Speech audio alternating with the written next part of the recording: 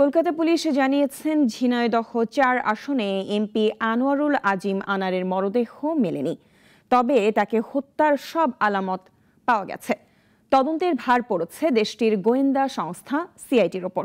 মদের আড্ডায় তাকে হত্যার অভিযোগও খতিয়ে দেখবে তারা।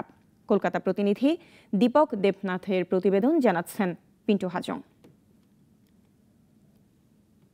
আনোয়ারুল আজিম আনারের বিষয়ে বিকেলে সংবাদ সম্মেলন করেছেন পশ্চিমবঙ্গ পুলিশের আইজি সিআইডি অখিলেশ চতুর্বেদী। তিনি জানান, নিখোঁজের অভিযোগের ভিত্তিতে তারা তদন্ত শুরু করেন।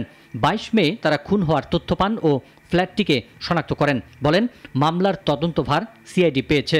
ওই পুলিশ কর্মকর্তা আরও জানান, এখনো পর্যন্ত লাশ উদ্ধার হয়নি বা লাশ টুকরো টুকরো করা হয়েছে কিনা সেটি নিশ্চিত নয়।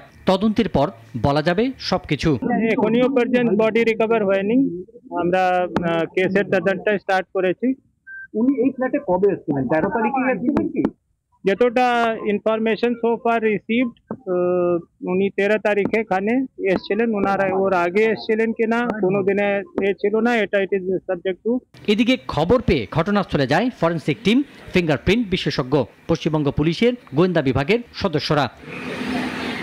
আইজি সিআইডি আরও জানান যে ফ্ল্যাটে ওই সাংসদ এসে উঠেছিলেন সেটি সন্দীপ রায় নামে এক ব্যক্তির। তিনি পশ্চিমবঙ্গ সরকারের আবগারি দপ্তরে কাজ করেন।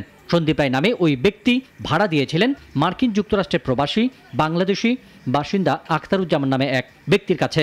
হ্যাঁ, মিস্টার সন্দীপ রায় আছেন, উনি চাকরি করেন এখানে ওয়েস্ট বেঙ্গল গভর্নমেন্টের এক্সাইজ ডিপার্টমেন্টে। উনি এটা ফ্ল্যাটটা ভাড়াতে দিয়েছিলেন। এদিকে ওই আবাসনের সিসিটিভি ফুটেজ খতিয়ে দেখে পুলিশ জানতে পারে গত 13 মে ওই আবাসনে ওঠেন আনোয়ারুল আজিম। তার সাথে ছিলেন আরও 3 জন ব্যক্তি, যার মধ্যে ছিলেন একজন নারীও। ওই দিনই আবাসনের নির্দিষ্ট ঘরে মদ্যপানের আসরে বসেন আনোয়ারুল আজিম।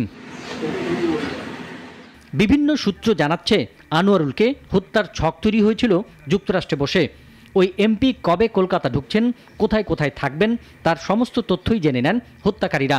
এ কাজে তাদের সহায়তা করতে ওই ফ্ল্যাটটি তাদের দেন ভাড়া নেওয়া আখতারুজ্জামান।